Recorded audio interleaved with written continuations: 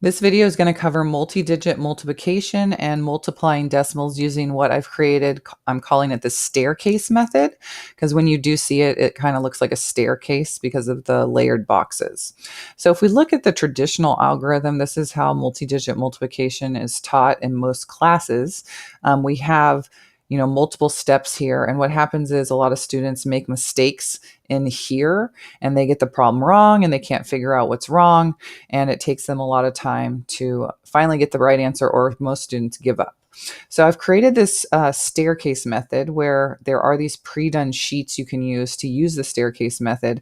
And I think that the grid lines and breaking up the numbers, even though there will be more writing, it will lead to more correct answers. So if you have a correct answer, you're not going to have to retry the problem a bunch. So the little bit of additional writing is going to be worth it. So hopefully you'll feel the same after you've tried this method. So there's two sheets that go with this method. There's a full sheet that has these columns of the multiplication facts, and then there's half sheets that have the staircase method on both sides. So you're going to be using both of these sheets for the video. The examples will be on this one, and the U-tries will be on the half sheet. And I do recommend using these columns. These tend to be a little easier to use than a traditional multiplication like grid. So like the times tables, that is. So hopefully this will come in handy if you don't remember your multiplication facts. So this one, as it says at the top, I don't want you to write it down. Please don't write it down. I just want you to see this example on the screen and understand how to start the problem. So what we're going to do first is we're going to break down the larger of the two numbers, the 3-digit number, into each of its parts. So this is 987, which is the same thing as 980 and 7. And then we're going to split 65 into its two parts. We have 60, and then we're going to write the 5 over here. We're going to bring the 980 and 7 also over here because we're multiplying 60 by 987 and we're multiplying 5 by 987. So now we're going to multiply each of these. So we have 60 times 900.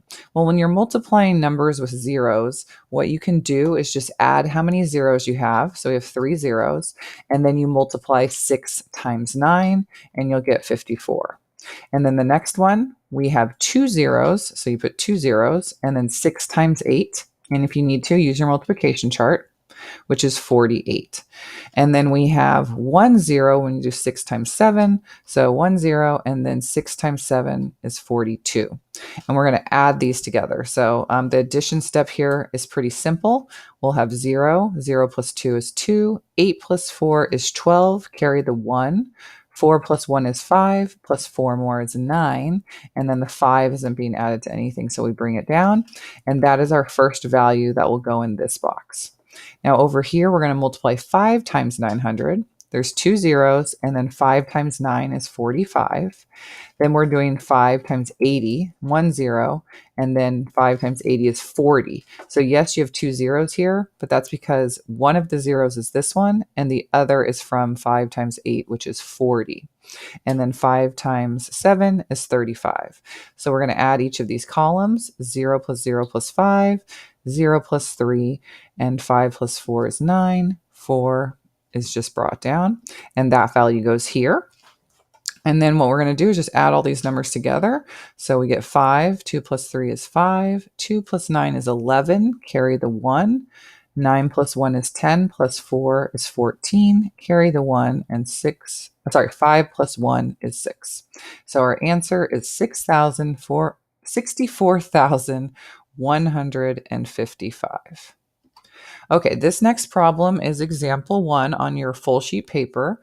So our first step for example 1, which I would like you to write down, is how are we going to split up 543?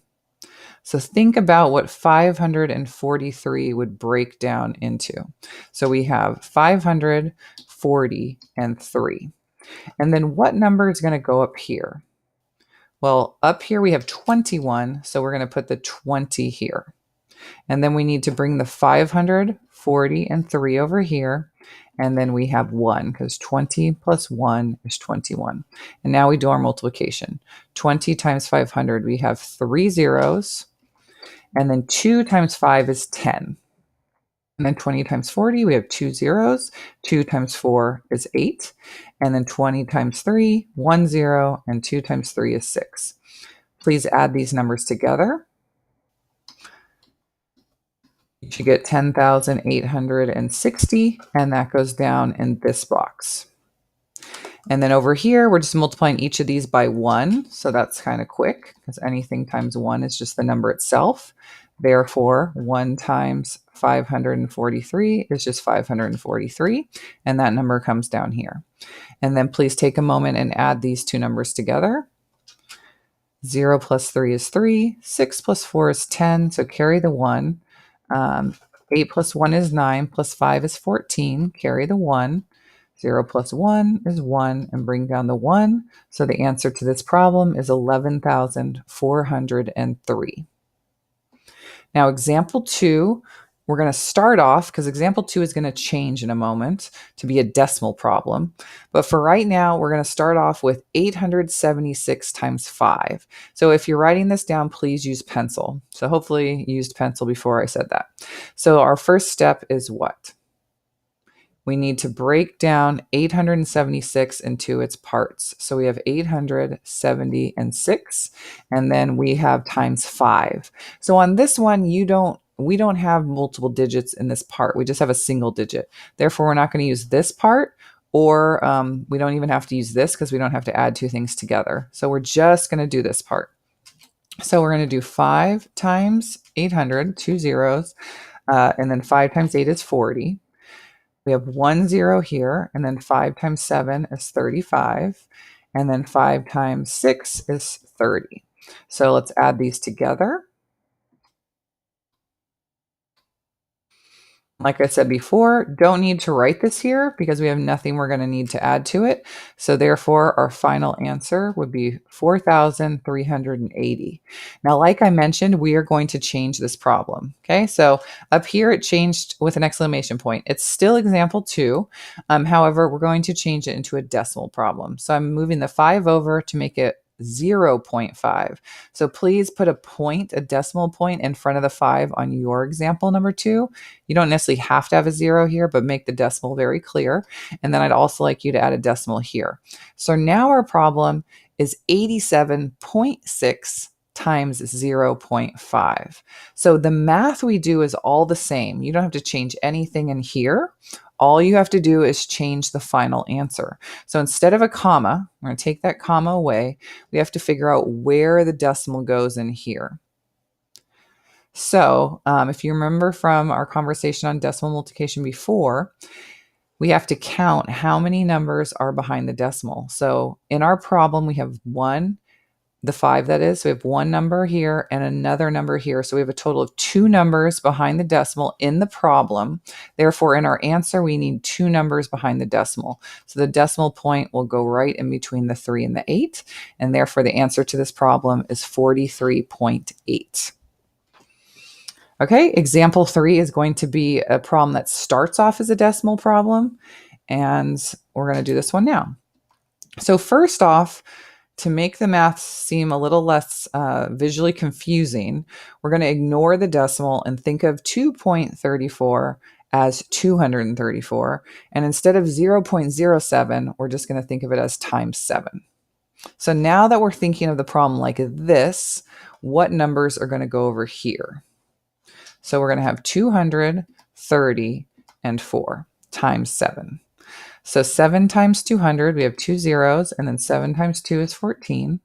7 times 30 is 1 0, and then 7 times 3 is 21, and 7 times 4 is 28. Take a moment and add those together, please. You should get 1,638. So technically, I don't really need to write it again down here. You could just leave it up here. But if we're looking at our final answer, we have to figure out where the decimal point is going to go. So I want you to think about how many numbers are behind the decimal up here and where should the decimal go in the final answer. Well, there's 1, 2, 3, 4 numbers behind the decimal in the original problem. Therefore, in our final answer, there needs to be 4 numbers behind the decimal. So the decimal is going to go in front of the 1, and we would add a 0 to make it very obvious that this is a decimal point. So 0.1630 is the answer. Okay, so now you should be on the half sheet paper for you try number one. So you try number one is 723 times 54. So I want you to take a moment and try the entire problem on your own before you see the answer.